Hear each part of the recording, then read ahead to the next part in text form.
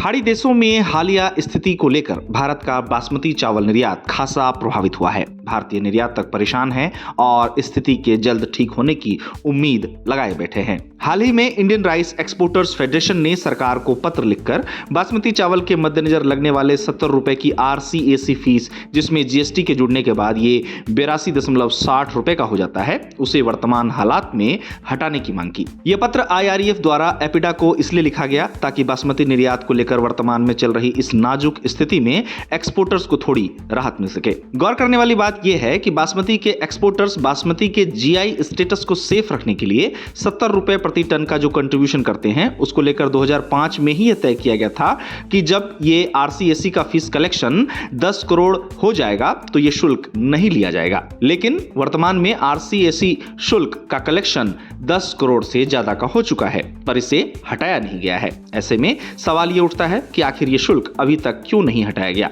इन्हीं चीजों को लेकर IREF द्वारा एपिडा को पत्र लिखकर बासमती के एक्सपोर्टर्स को राहत दिलाने की अपील की गई। अब वर्तमान हालात में इस शुल्क को हटाने के लिए देश के विभिन्न राइस एसोसिएशंस ने भी IREF द्वारा इस दिशा में पहला कदम बढ़ाने के बाद सरकार को पत्र लिखा और बासमती से जुड़े अन्य मुद्दे भी उठाए हैं। दरअसल Punjab rice millers exporters association ने IREF की तर्ज पर केंद्रीय वाणिज्य मंत्री पीयूष गोयल को पत्र लिखकर बासमती के GI स्टेटस को सेफ रखने के लिए लिए जा रहे 70 रुपए प्रति टन के शुल्क को वर्तमान में माफ करने की मांग की। साथ ही पंजाब के फेडरेशन ने एपिडा के अंदर आने वाले बासमती एक्सपोर्ट डेवलपमेंट फाउंडेशन के काम करने के तौर तरीकों पर भी सवाल उठाए हैं। दरअसल पंजाब के एसोसिएशन ने बासमती एक्सपोर्ट डेवलपमेंट फाउंडेशन के काम करने के तरीके पर सवाल उठाते हुए केंद्र सरकार को एक पत्र लिखा है, जहां इस पत्र में सरकार से बासमती एक्सपोर्ट इकोसिस्टम को सुरक्षित रखने के लिए तुरंत रीस्ट्रक्चरिंग और पॉलिसी में सुधार की मांग की गई है।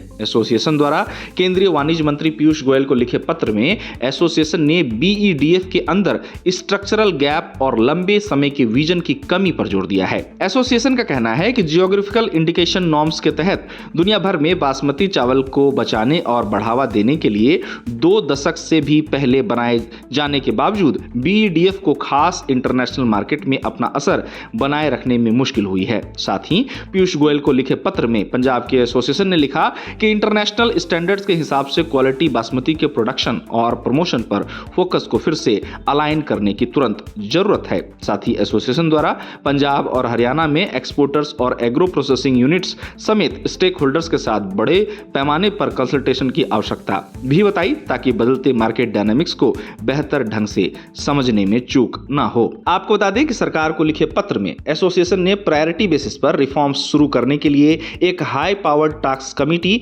बनाने की भी अपील की है। इसके पीछे तर्क ये दिया गया है कि BEDF का मौजूदा कामकाज बहुत ज्यादा ब्यूरोक्रेटिक है और अक्सर शॉर्ट टर्म या रिटायर्ड लोगों द्वारा लीड किया जाता है, जो तेजी से बदलते ग्लोबल ट्रेड सिनेरियो को एड्रेस करने में इसके असर को लिमिट करता है। पत्र में कहा गया कि चावल निर्यात का क्षेत्र लगातार विकसित हो रहा है और इसके मद्देनजर रेगुलर एंगेजमेंट और डायनेमिक लीडरशिप की जरूरत है।